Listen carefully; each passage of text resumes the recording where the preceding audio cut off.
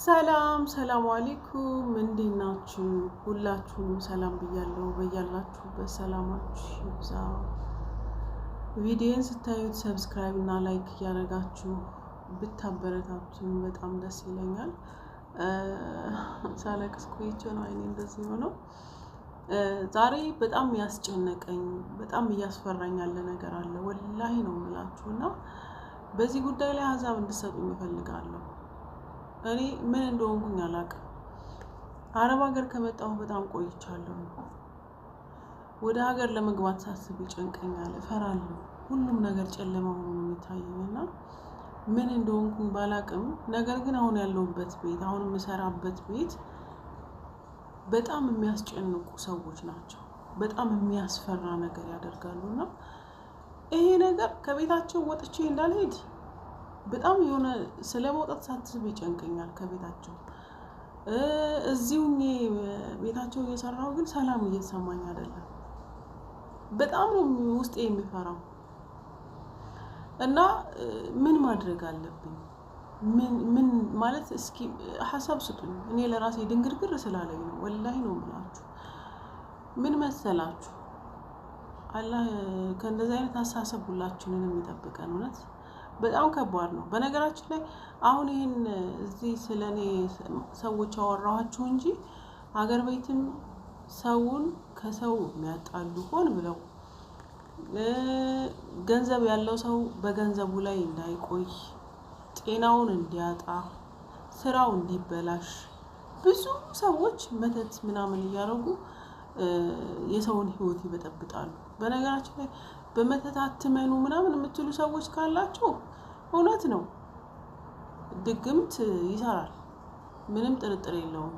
እንደው አላህ ይጠብቀን ነው እንጂ ማለት እኔ በማምንበት ሃይማኖት፣ አሁን በእስልምና ሃይማኖት ውስጥ ሲህር ይሰራል። ገብታችኋል? አላህ ይጠብቀን እና እንደነገርኳችሁ ኢትዮጵያ ላይ አሁን በጣም ነው አሉ እንደዚህ አይነት ነገር የሚደራረጉት እርስ በራሳቸው። ያንቺ ጓደኛ አንቺ ጥሩ ትዳር ይዘሽ ካየች ያንቺን ትዳር ለማበላሸት መተት ታደርግብሻለች ምናምን ሲባል እሰማለሁኝ። እና አሁን እዚህ ሀገር ላይ ሳይ ግን በጣም ከበደኝ። ወላሂ ነው የምላችሁ። እዚህ የምሰራባቸው ሰዎች በጣም ነው የሚያምኑት፣ በጣም ከምነግራችሁ በላይ እና ምን ያደርጋሉ መሰላችሁ? እኔ እዚህ ቤት ከገባሁ አሁን 6 ወር ምናምን እየሆነኝ ነው እና የሆነ ነገር ትቀላቅልና ድብልቅልቅ አድርጋ ቤቱን ግቢውን ርጭም ትለኛለች።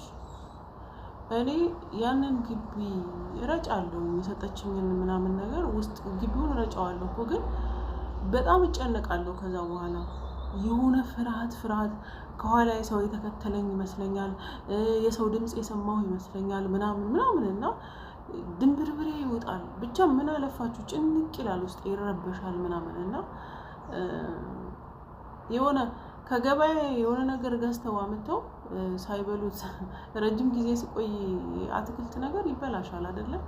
እንደዛ ከተበላሽ የሰው አይን ነው ይላሉ። የሆነ ነገር ገዝተው ሳይጠቀሙበት ከተሰበረ የምግብ እቃም ሊሆን ይችላል፣ ብርጭቆም ሊሆን ይችላል ምናምን እና አሁን ትናንትና ምን ተፈጠረ መሰላችሁ? አንድ ካርቶን እርድ ገዝቶ ይመጣል ሰውየው። እርጥቡ ማለት ነው፣ ይሄ ፍሬሹ ቤት ውስጥ ተፈቅፍቆ ምናምን ነው። እንደገና ተደርቆ እንደገና ተፈጭቶ ምናምን ዱቄት ሲሆን የሚጠቀሙት ፍሬሹን እና የተፈጨውን እርድ ዱቄት ከገበያ ላይ ገዝተው አይመጡ። እዚህ ነው አዘጋጅተን አድርቀን ምናምን የምናስፈጨው ማለት ነው። የምንፈጨው ቤት ውስጥ ነው የሚፈጨው ታውቃላችሁ። እና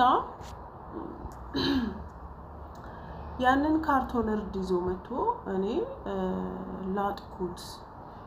ከዛ በመፈቅፈቂያ ነው፣ ከዚህ በፊትም አድርጌያለሁ። በመፈቅፈቂያ ፈቀፈቅ ነው። ከዛ ሰጣ ነው 3 ቀን ነው ምናምን ፀሐይ ላይ ከቆየ በኋላ ስንፈጨው የእርዱ ከለር ቀይ ምንድነው ቢጫ ነው አይደል እርድ የሚሆነው። ይሄ ግን ቢጫ ሳይሆን ጠቆረ። የእርዱ ከለር ጥቁር ሆነ።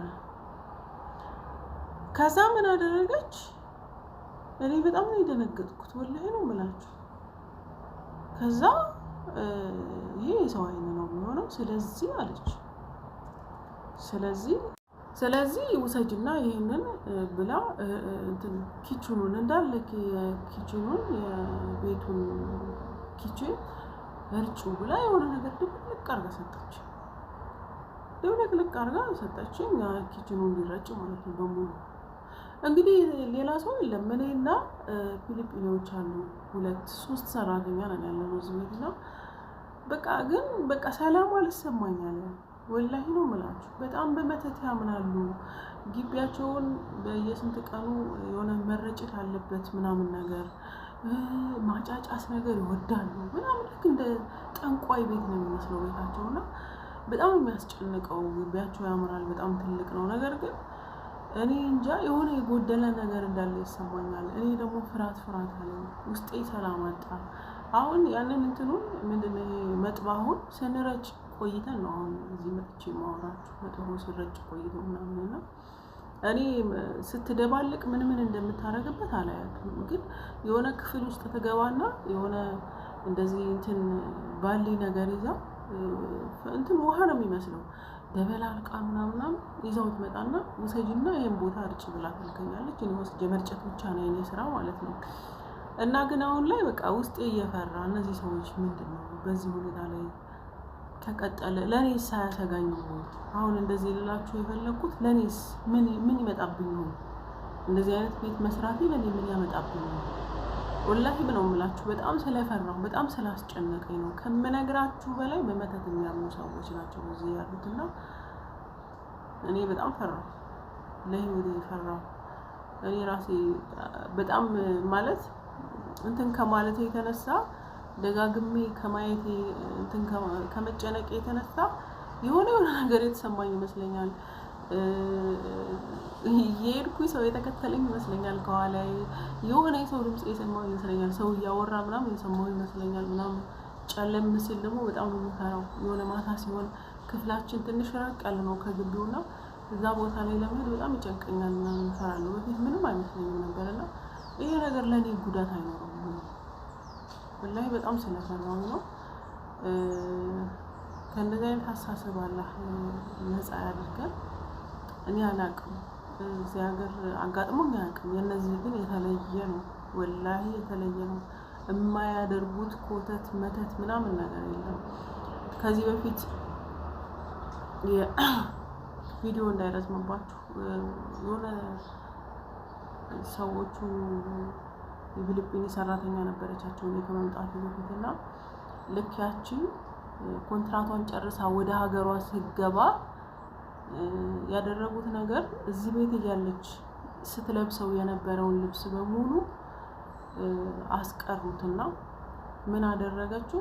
ለ3 ቀን ያህል በትልቅ ጠሽት ውስጥ የሆነ እንትን ውስጥ አረገችና ሰብስባ ምናምን እዛ ውስጥ አረገችና እዛ ልብስ ላይ የሆነ ነገር ጨማመረችበት። ልጅቷ ልብስ ላይ ዩኒፎርም ምናምን እኮ ነው፣ ፓንት አልቀረ፣ ጡት ማሰሪያ አልቀረ ምናምን የልጅቷ የሆነ ነገር ጨማመረችበትና ለ3 ቀን ያህል ተዘፍዝፎ ውሃው ላይ ቆየ ማለት ነው።